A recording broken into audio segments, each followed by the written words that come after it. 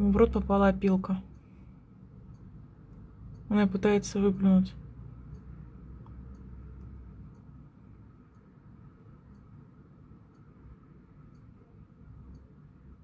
Пойду помогу дебилу.